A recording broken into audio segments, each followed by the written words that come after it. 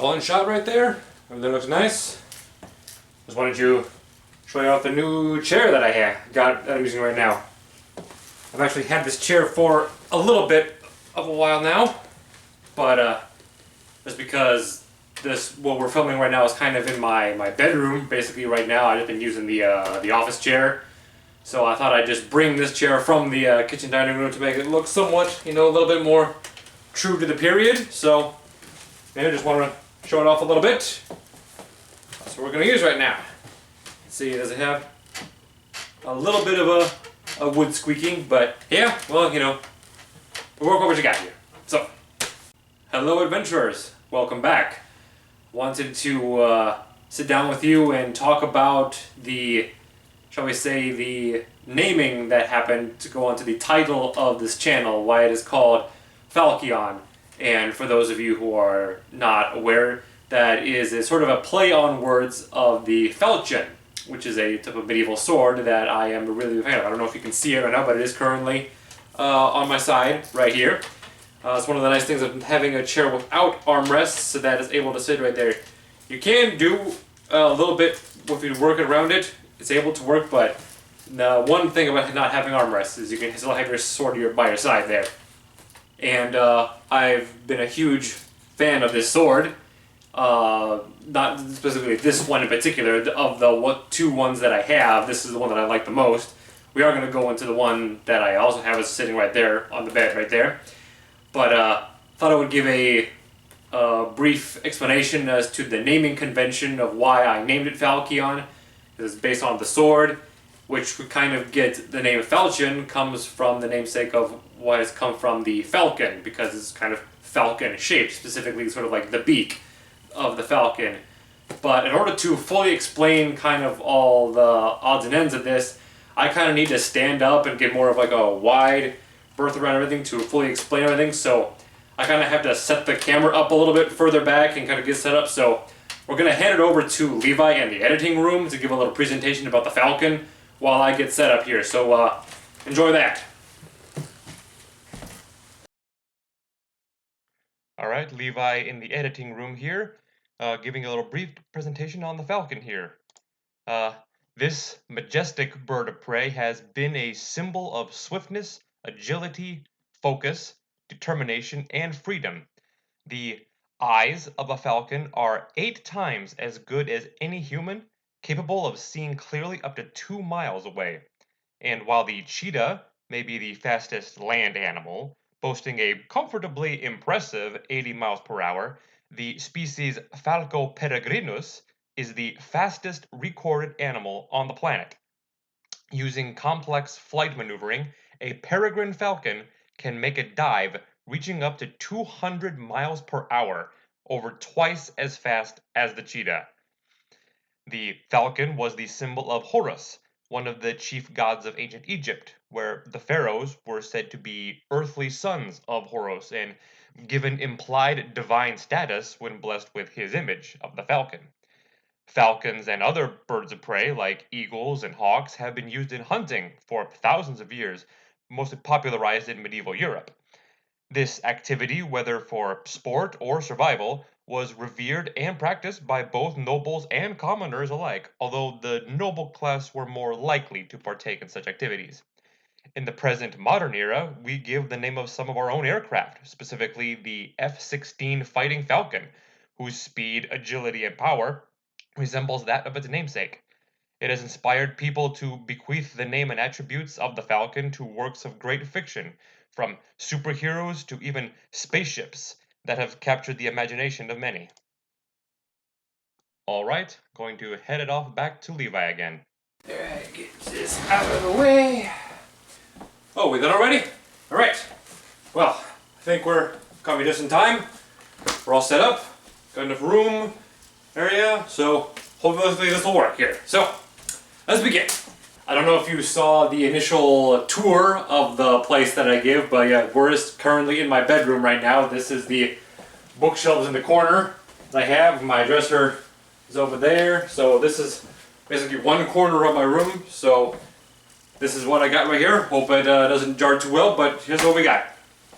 Got my Falchion right here, which of the two, this is my favorite of them.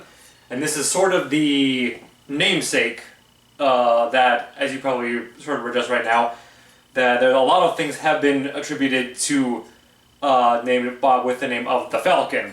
And somewhat likewise, the Falchion was given the name of the Falcon, and likewise I have titled the name of this channel as Falchion, which is a play on the words because I wanted it to be a little bit different.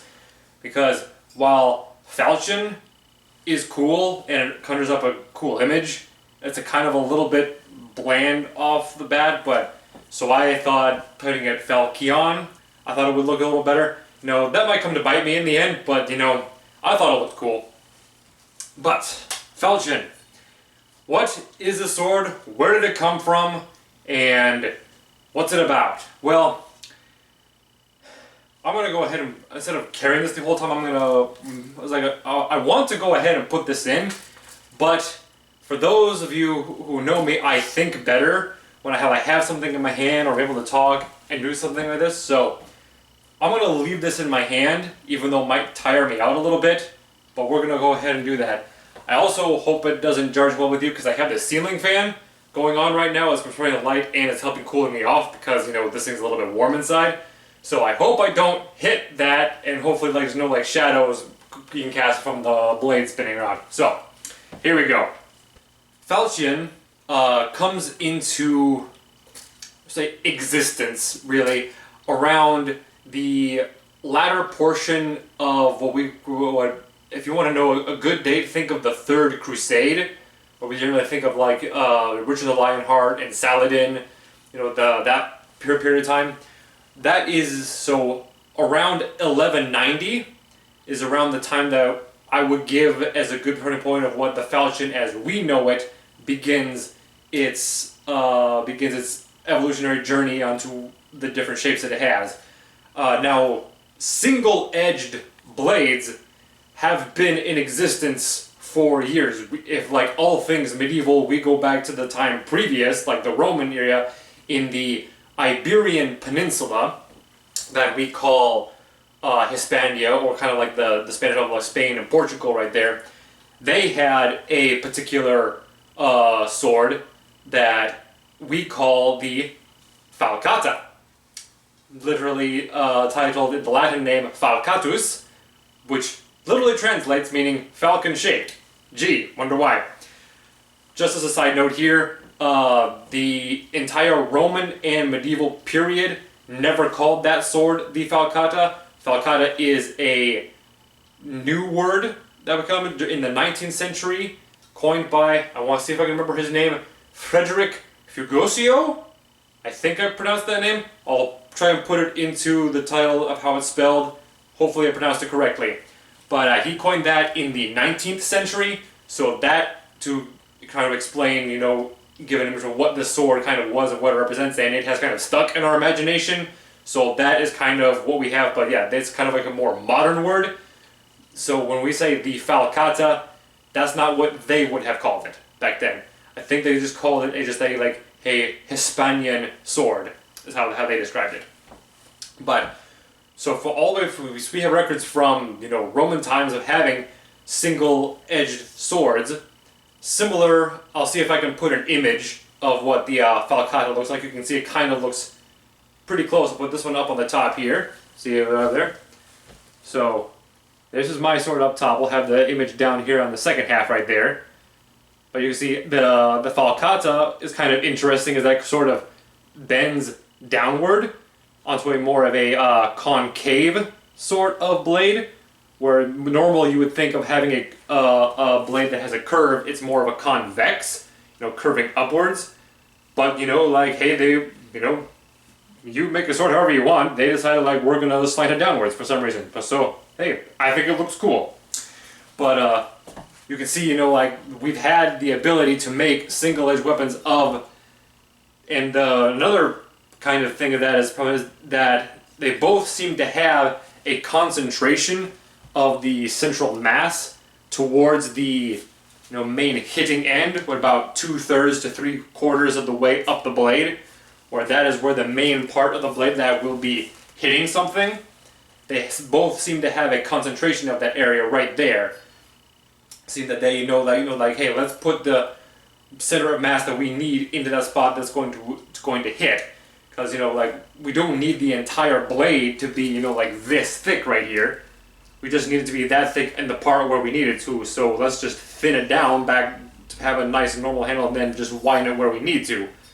Conserve weight, makes a sword lighter, easy to swing around.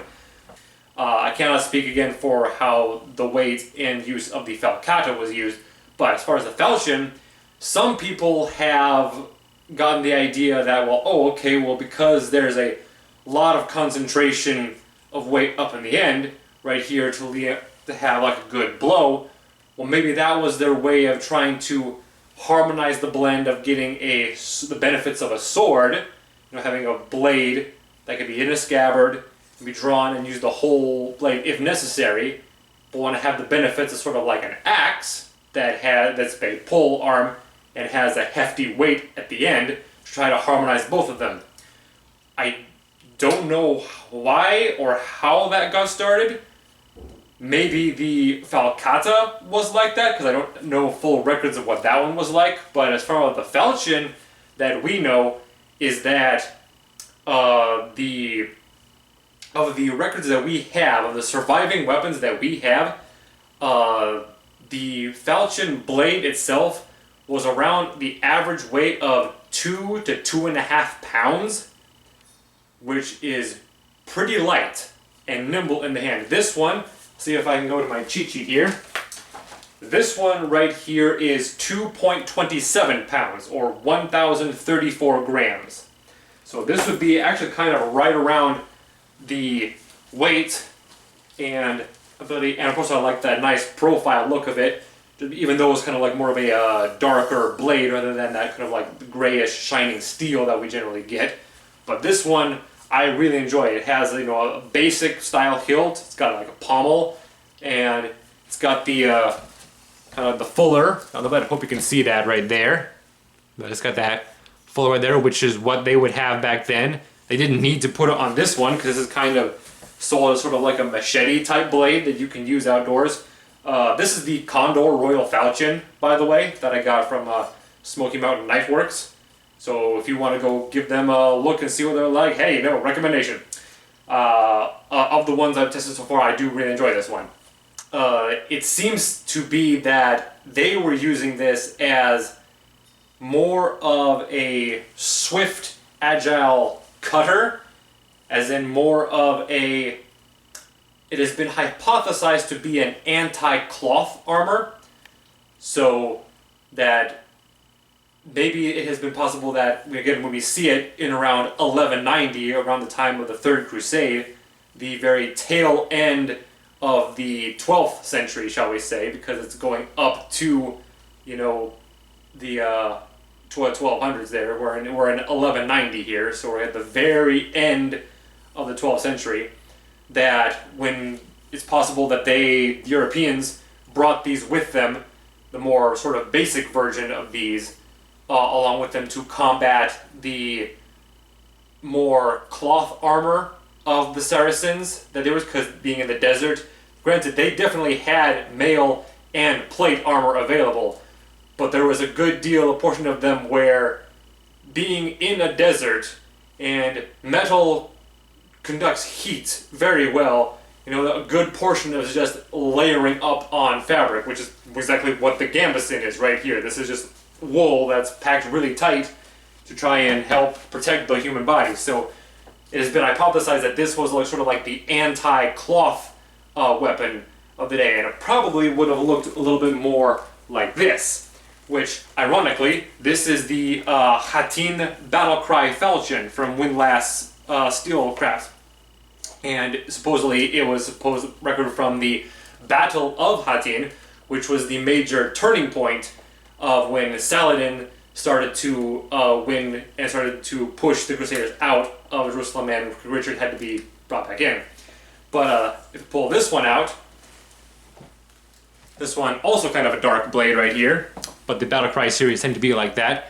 But you see how the blade tends to have like less of a pronounced concentration on the mask right there. This is probably what they originally looked a bit more like, where they had the more of a flat spine right here. It's a flat blunt edge, and then they had the single edged blade right here, but it has the rounded tip, capable of thrusting if you needed to, because you utilize the options like if you need to have a thrust. It doesn't excel in the thrust, but if you needed to, you can possibly do it. But it has a nice, capable way of chopping through armor. This one, however, I will say, because of why I like, where to go, this one, I like this one better than this one right here, is the weight. I'll say it. Plus on this, I love the hilt of this one though. It's got the sort of the pommel. I can even show you the hilt itself right there. It was fantastic. I love the full cross guard right there, the quillons right there. So I love the hilt design, but the blade itself, if I look at these ones right here, this one is 1,341 grams, or 2.95 pounds. So almost 3 pounds of weight is in this thing, whereas this is about 2.25 pounds. So now, granted, a plus on the, like this could land a good hefty chop and a blow because there's a lot of weight into there. But then that means if you're bringing a blow in, it's hard to redirect to help, block the attack that's coming for you, because your opponent is not just going to stand there and take the hit. Okay, so when you try and hit this, that they're going to try and come back at you with one and try and attack you, so you might have a lot more weight to try and better. So if you don't have a shield, like I got my buckler here right now, so if you don't have like some sort of protection to help maneuver your other weapon out of the hand, then you may be a bit toast. So that's why of the two, I like this one better than that one right there. Also, just wanted to go as a brief talk about the scabbard. Also seems to be a bit tight. This is actually an actual real scabbard, whereas this one right here is just a leather sheath. It's not an actual scabbard for the Condor Falchion. But sliding it in and out, it's getting a little bit better now after some use, but the initial attempt was a bit hard to like pull it out of the scabbard. And also the sword frog right here to hang it on your side is a bit wonky. It's a bit weird really. So overall, it's like it works as a falchion, but on the whole, I definitely prefer the whole package of just the sheath and this one right here. There are other types of falchions that I might look into and might purchase, but that'll be later. Is the falchion sort of like a medieval equivalent of a machete then? Close, but not quite. The falchion is still a sword. I have a machete here, and this one is just super light. This is 521 grams, or 1.15 pounds. So this is half the weight of this one, right? So this one is amazing. I sure hope I'm not going to hit anything right here. That would be terrible. But it is a whole lot easier to maneuver this thing around. And being so light and nimble in hand, it is supposed to be the amount of light. Because if you're going out and you're just like, hey, I need to clear a brush out of the way, you just need to chop through. And also just the flex on this one, because you don't know what exactly you're hitting into. Maybe just to like do a couple twigs or weeds. And then you actually need to get through like an actual fairly good size tree branch to go through there. So you need to have the flex in the blade, and you want it to be light as possible. So to answer the question, the falchion is more towards the side of machete, but I would say it does not fully qualify as a full utilitarian sort of tool, because it is still meant to be a sword, but it has more closer to a machete rather than the axe that some people say that the machete was trying to be. It's kind of interesting how certain regions would have certain weapons or armor that is specific to them, that they have on those, that is specifically of that particular type. So even like armor, like that's Gothic armor, or that's Italian armor, or this is a Romanesque architecture, or this is, you know, like postmodern architecture, or, you know, like in any aspect right here. Whereas the Falcata was, you know, found in, you know, probably in the Iberian Peninsula. Fun fact, prized by the Carthaginian general Hannibal. He used the Falcata and wanted his troops to use it. He loved that weapon. Whereas the Falchion was, you know, found and used, you know, all around Europe. No single person had access to it, but it was really popularized in what particular place? You guessed it, Germany.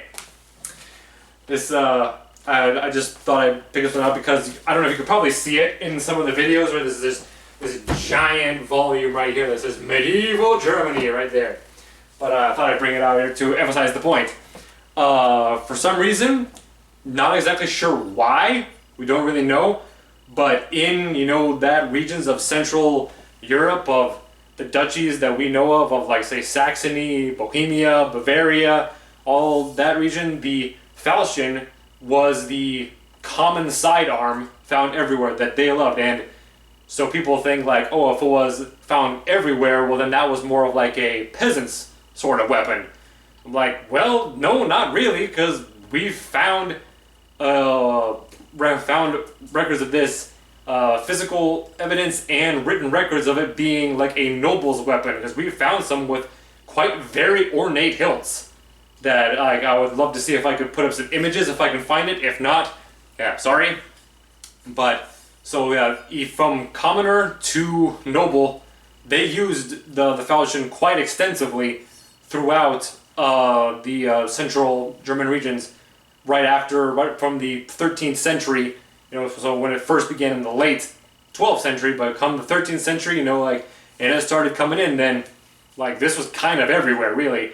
So I believe that the sort of get-up or material that people would have would be their falchion by their side, and then have their sort of buckler. Then this would be like sort of like the common, you know, wayfarer, you know, wayward, you know, son who's going off and doing, or like common everyday defense. You know, like if you don't know if you're going into sort of unknown territory, like along the road, but you want to have the protection of a sword and your shield. See if I can put this here. Put my sword into there, and you can hang your shield on there. There you go. And now you can just walk around and you'll be fine. You'll be able to just have your buckler and your sword right there, so that in, you know, when you see like something might be going up, you can just, you know, pull your buckler, which is, you know, hanging off of the, I don't know if you can see that. I put it right onto the hilt right there, sort of the handle, so I can just pull it up and then grab the falchion, and then we're at it.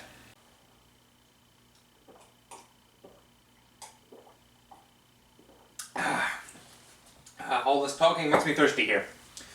Alright, where did we leave off? I think we were talking about the falchion and buckler being the sort of typical armaments that you would see in the time period of the 13th century onwards. Not even specifically medieval Germany, but elsewhere. Whereas in, you know, like, say England and France, they would have like the typical straight arming sword and buckler. You know, the Germanic regions would have the falchion. I guess I'll take this opportunity to explain why this particular blade, the one that I like, is lighter than this one, the Hattin Battlecry Falchion. Even when it looks like from the side profile here, it would look like that this one, being less pronounced of an edge, you know, like here it's more of a straight blade, it doesn't have that concentration right there, you would think this one would be lighter than this one right here. So how is that possible? Well, we need to talk about the thickness of the blade. We talk about this one right here, the Hattin Falchion right here. Yes, yes, it has a very elegant, a straight symbol right there, but if you look on the side view, look at how thick that blade is right there on the spine. See if I can grab a tape measure here. Yeah. See if I can get on my knees here and see how thick that actually is right there. See if it'll focus on there. So we're gonna see if I'm gonna have to get my head real close to get this thing up here, but here we go. So it looks like on a good day, I could probably call that 1/8 of an inch, but it's looking like kind of like 3/16 of an inch. So yeah, that's how thick this particular blade is right here, this one. Whereas if I pull this one right here, granted it has more pronounced mass over on this end, but if you just look at how thick it is a much thinner, and see if I can see how thick that blade is right there. It's just over 1/16, kind of halfway between 1/16 and 1/8. So if you want to, on a bad day, you want to call it 1/8. On a good day, you want to call it 1/16, but it's somewhere in between there. That shows that this sword has got the properties that you would want. It's thinner in this area, but it's more concentrated, thicker in this area right here. So you got it more mass right here and thinner in the blade, making it lighter, as opposed to this one, which did not figure that part out, or if it was just a personal choice of the manufacturer or the steel crafter that they won with it. But yeah, nothing against it per se, I mean, to each his own, but as far as falchions go, I do prefer this one over this one for that reason, because of the profile. It's got the concentration where I need it, it's thinner in the blade, making it lighter. It's got enough of the flex right there, and there's just all around reasons why I like this one better than that one there. To sort of wrap things up a bit right here, I guess I will sort of conclude with some of my favorite falchions. Falchion, or if it's a ch or a sh, you know, depending on your pronunciation there. But I will give us some favorite versions of the falchion that I have. As far as fantasy falchions are concerned, I gotta give huge praise to the Weta department on the Hobbit movies, because the design of Orcrist is, it looks so good. Granted, you know, there's a couple of issues that there maybe have to figure out and see how it is, but overall, as far as a fantasy falchion is concerned, that blade looks phenomenal. And if I had money, I would definitely get that sword out of my collection. I have a version of Glamdring. It's not like the replica of it, but it would go nice to have the combo there. But as far as a historical falchion that if you want to look up, I would look up the Conyers falchion, Conyer. And there is a bit of a history to this falchion. I have my own kind of personal theories on that particular blade. Conyers falchion, found in the Durham Cathedral in England, and that reason. So, you know, not in, the Germanic regions, it was found in England. And this is the particular blade that the legend has brought about that slew the Jabberwock. There's a legend of someone slaying a dragon that Lewis Carroll in his poem Jabberwocky took inspiration from, and this was the type of blade that, cut the head off of the Jabberwock. And so, there's a great hope of a dragon slaying myth right there. That's one right there. But also goes into the reasons that I enjoy it. What I am about to say is complete hypothesis. I cannot verify any of this. Just preface that right out of the way. But going on to the hilt of the Conyers falchion, it is quite engraved, and the pommel itself is very interesting. It's a topic of debate, because on one side of the pommel, it has has 3 lions on it, which is typically the symbol of, or the crest of what England is. It has, the symbol of the lion, or in this case, 3 lions. They used it back then as well.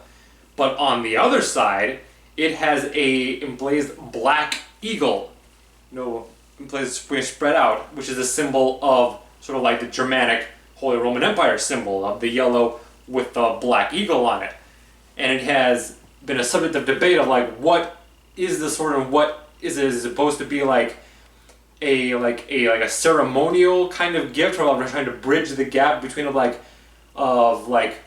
pledging allegiance to being friendly towards England and Germany to help bridge the ties and gaps between them. I myself, and I'm saying this 100% conjecture, this is all my opinion, no reason to verify this, but I am debating that the Conyers Falchion is a 100% Germanic sword, no English related to it whatsoever.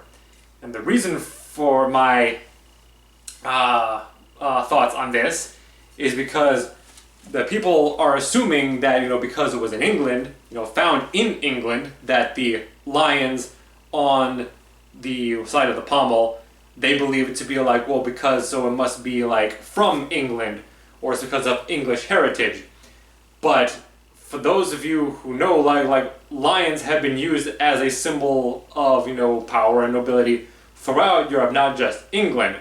And for a brief history lesson, if we go to Germany, where we know that the eagle, the black eagle, was a symbol of, specifically of the, for the Holy Roman Emperors, there have been certain emperors whose original house that they were a part of, their tribe or clan or whatever, they've had previous symbols that they've adopted with the eagle. And if we go to Henry VI, the emperor of the Holy Roman Empire, we find out what his original house was, the Hohenstaufen family. If I can put a picture of what their crest was, it is the 3 lions. Granted, it is the yellow and black, kind of the symbol of what the Holy Roman Empire calls the yellow and black eagle, but they had 3 lions, similar to the 3 lions found on the pommel of the Conyers Falchion. So I am wondering if that sword is completely German in design, because we know that around the time of Henry VI, and later onto the next emperor, Otto IV, that they supported England in the the wars against France, and they sent support, which included troops over to England. So I'm wondering if somebody brought a fully Germanic sword emblazed with their eagle of the Holy Roman Empire, and specifically, even smaller still, their particular clan, the Hohenstaufen family, over to England to fully remember something that we are of German descent. We are going to help these English, but we never forget who we come from. So that is kind of my hypothesis on the Conyers Falchion. I cannot substantiate any evidence for this, but that is an idea that is in my head, and once an idea is in there, it kind of stays. If any of you have more information about this, please let me know, because I kind of find it interesting, and I would like to hear your thoughts on this. I will probably conclude this all thing for going to the final thing to say is the naming convention, which is probably the least entertaining aspect of this, because again, I talked about the Falchion the whole time, which really gets, the credit, and the bird of the falcon is fascinating itself. And I just thought that since I love the Falchion so much, and I want to pay credit to the, the predecessor, the bird itself, which is such an amazing animal, that I was like, I kind of want it to spice it up a little bit. I don't want to call the channel Falchion, although that does have a good title. I kind of like the bird, the falcon, as well, but Falchion has more of a soft H, falcon has a more of a harder sounding it. What if I had a Falchion?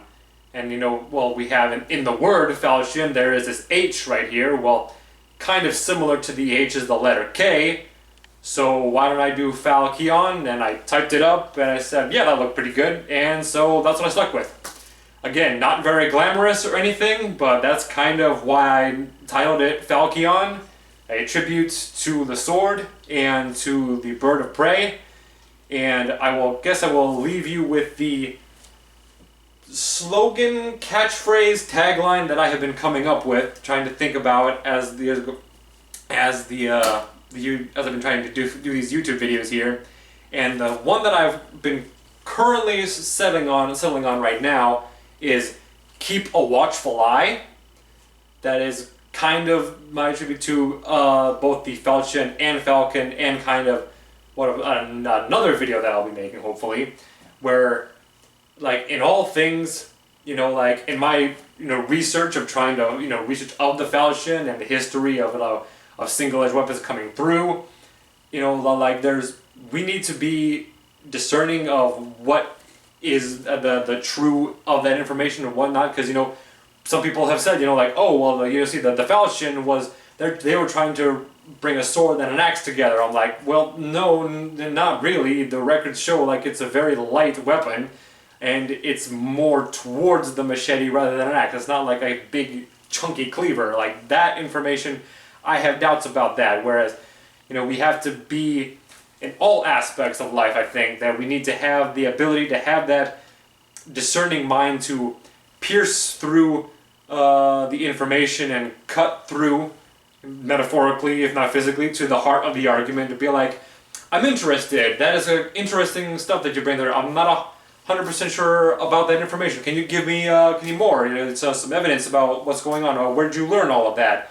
That hopefully in my research of just Germany and just knights, swords, and castles and everything medieval, that I will have such a discerning, watchful eye to figure out what is the nugget of information that is true. And I encourage you as well, in all aspects of your life, not just watching these videos, but whatever your hobby is or whatever you're going in life, that you would have that ability to find and hold on to that piece of truth that you have discerned for yourself.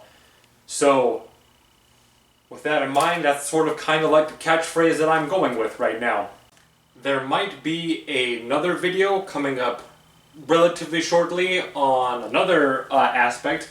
We'll be talking about, the medieval sword, the buckler, and typical armaments that people might be wearing of certain archetypes of people living out, shall we say, off in the wild, that will kind of tie into that slogan right there. But I'll save that for another video, let you enjoy that one later.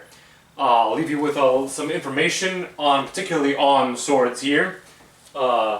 Particularly of, shall we say, the typical standard sword that we think of. This is a foam LARP sword, by the way.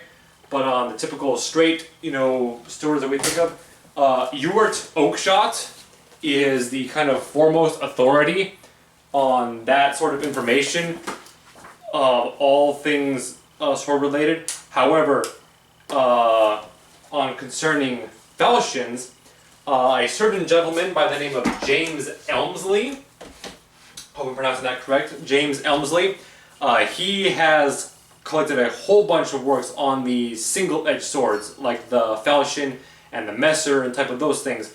So I believe he will be having a book out pretty soon, because you can bet when that comes out I'll be getting a copy of that. So there's some more information for you guys to look up if you want. That's currently about it. Until next time, keep a watchful eye.